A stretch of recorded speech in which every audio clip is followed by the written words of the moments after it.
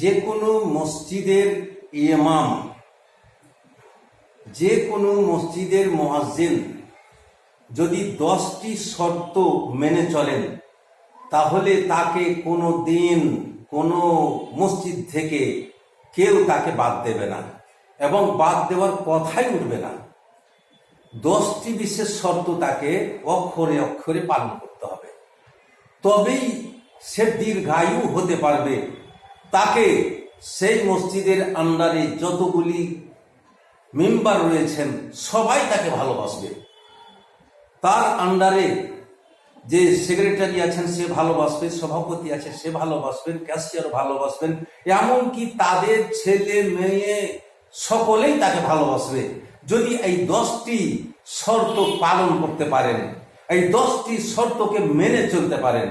ওই 10টি শর্ত আপনাকে এক্ষুনি আমি একটা একটা করে তন্ন তন্ন করে বলছি। সেটা হচ্ছে এই প্রথম শর্ত হচ্ছে যে বেতনের কথা জীবনে আলোচনা করতে হবে না।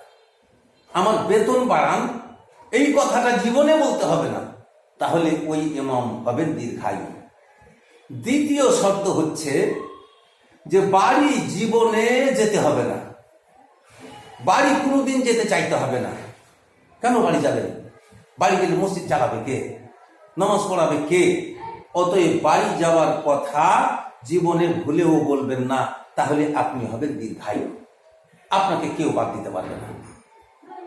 3 নম্বর শর্ত হচ্ছে যে কোথাও যাওয়ার জন্য ছুটি মোটেই নেবেন না, কোনোদিন ছুটি চাইবেন না। আমি ভ্রমণে যাব, ঘুরতে যাব, শ্বশুর বাড়ি যাব, অমুক জায়গায় যাব, তমুক যাব না, কোথাও যেতে কোনো ছুটি একদিনও নিতে হবে না। 4 নম্বর শর্ত হচ্ছে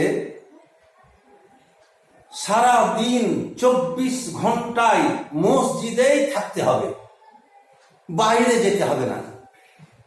বাইরে কেন যাবেন? আপনি মসজিদের ইমাম, মসজিদের ভেতরেই থাকবেন। কারণ কখন কার প্রয়োজন হবে না হবে, কে ঝাড়ফুঁক করার জন্য আসবে, কে দোয়া শিখার জন্য আসবে, কে আর কিছুর জন্য আসবে, কেউ জানাজার খবরের জন্য আসবে, কেউ বিয়ে পড়াবার জন্য আসবে। অতএব আপনাকে মসজিদের ভেতরেই সব সময় থাকতে হবে, কোথাও যেতে পাবেন না। 5 নম্বর শর্ত হচ্ছে যে জুমার খুতবা যখন দেবেন, জুমার খুতবাতে হক কথাগুলি একটাও বলবেন না, কোরআন হাদিসের কথা আপনি বলবেন না। আপনি শোনান, কোনো কাহিনী শোনান, কোনো কেসা শোনান, কোনো নাটক শোনান, কোনো হাসি ফুচকামো এ কথা গল্প গুজব শোনান, গজল শোনান, কোনো অসুবিধা নাই। কিন্তু এমন কথা বলবেন না যে সেক্রেটারি মদ ঘোরাছে তো মদের বিরুদ্ধে বলবেন না, বলতে হবে না। ক্যাশিয়ার জুয়া খেলে, তাস খেলে তো জুয়ার বিরুদ্ধে বলবে, তাসের বিরুদ্ধে না, বলতে হবে না। সভাপতি সাহেব সুদখোর আছেন তো সুদের বিরুদ্ধে না, এইগুলা কিছু বলতে হবে না, এইগুলো মোটেই বলতে হবে না জুমার খুতবাতে। আর 6 নম্বরে হচ্ছে 5 ওয়াক্তের আজান এবং 5 ওয়াক্তের আজান এবং 5 ওয়াক্তের সালাত আপনাকেই পড়াতে হবে। 5 ওয়াক্তের আজানও দিতে হবে আপনাকে এবং 5 ওয়াক্তের সালাত আপনাকেই পড়াতে হবে। 7 নম্বর শর্ত হচ্ছে যেটা আপনাকে ফলো করে, 7 নম্বরের শর্ত হচ্ছে যে আপনাকে প্রতিদিন মসজিদ ঝাড়ু দিতে হবে নিজেকেই, এবং প্রতিদিন পায়খানা খেয়াল রাখতে হবে, পেচ্ছাবখানা খেয়াল রাখতে হবে, পেচ্ছাবখানাও আপনাকে সাফ করতে হবে, পায়খানাও আপনাকে সাফ করতে হবে। এবং তারপরে 9 নম্বর শর্ত হচ্ছে যে 100 জন, 200 জন, 150 জন, যতজনই ছাত্র ছাত্রী আসবে আপনাকে একা সকলকে পড়াতে হবে, সবটি ছাত্র ছাত্রীকে একাই আপনাকে পড়াতে হবে। এর হচ্ছে আপনার শর্ত।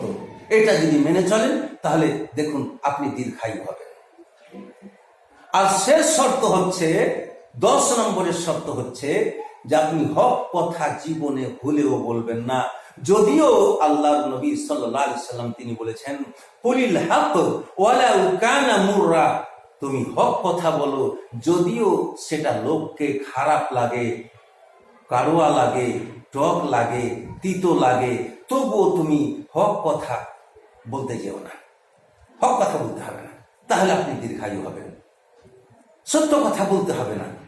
যদিও আল্লাহ রাব্বুল আলামিন কোরআনে কারীমের মধ্যে বলেছেন, ইয়া আইয়ুহাল্লাযীনা আমানু কুলু কওলান সাদীদা ইউসলিহ লাকুম আ'মালাকুম ওয়া ইয়াগফির লাকুম যুনুবাকুম ওয়া মান ইউতিল্লাহ ওয়া রাসূলাহু ফাকাদ ফাযা ফাওজান আযীমা। যদিও আল্লাহ বলেছেন, হে মুমিনদ্বয় তোমরা, হে মুত্তাকিরা তোমরা সত্য কথা বলো, শালীন ভাষায় বলো, মিষ্টি ভাষায় বলো, যদিও বলেছেন, কিন্তু সত্য কথা আপনাকে বলতে হবে না, তাহলে আপনি দীর্ঘায়ু হবেন। দীর্ঘায়ু হবেন আপনি।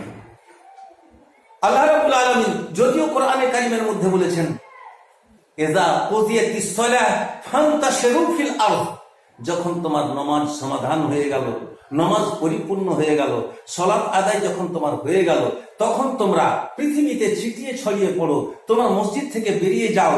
তোমার যখন নামাজ সম্পূর্ণ হয়ে গেল, তোমার জিকির আজকার শেষ হয়ে গেল, আর মসজিদের ভিতরে থেকো না, তোমরা ছিটিয়ে ছড়িয়ে যাও। পৃথিবীতে অনেক রুজি আছে, সেই রুজিগুলা সন্ধান করো। যেই ব্যবসা করো, যে ব্যবসাতে নেমে পড়ো। যে চাষবাস করো, সে চাষবাসে নেমে পড়ো। যে দিন মজুরি আনো, সে দিন মজুরি করতে যাও। যে রিক্সা চালাও, সে রিক্সা চালাতে নেমে পড়ো। যে টেম্পু চালাও, সে টেম্পু চালাতে নেমে পড়ো। যে ক্রাসার চালাও, সে ক্রাসার চালাতে নেমে পড়ো। যেই কাজে ব্যস্ত আছো, যে মাদ্রাসা করো, সে মাদ্রাসাতে চলে যাও। আর যে বিজনেস করো, বিজনেসে চলে যাও। যেই কাজে রয়েছে সেই কাজে চলে যাও। যদিও আল্লাহ বলেছেন, তবু আপনাকে যেতে হবে না। এটা কি শুধু মুসল্লিকে বলেছে না ইমামকে বলেছে? ইমামকে বলা হয়েছে, মুয়াজ্জিনকে বলা হয়েছে, আর সমস্ত মুসাল্লিকে বলা হয়েছে আল্লাহর পক্ষ থেকে। যখন তোমরা নামাজ পড়ে নিলে, তখন সবাই মসজিদ থেকে চলে, ইমামও যাও আপন আর রুজি সন্ধান করো। যদি ডাক্তার থাকো, ডাক্তারি করতে যাও। নামাজ তোমার শেষ হয়ে গেল, ইমামে গেল। মুয়াজ্জিন তোমারও নামাজ শেষ হয়ে গেল, তো তুমি যদি কোনো চাষবাসে থাকো, তুমি চাষবাস করতে যাও। সবাইকে বলা হচ্ছে, যদিও বলা হচ্ছে, তবু আপনাকে যেতে হবে না, আপনাকে মসজিদেই থাকতে হবে।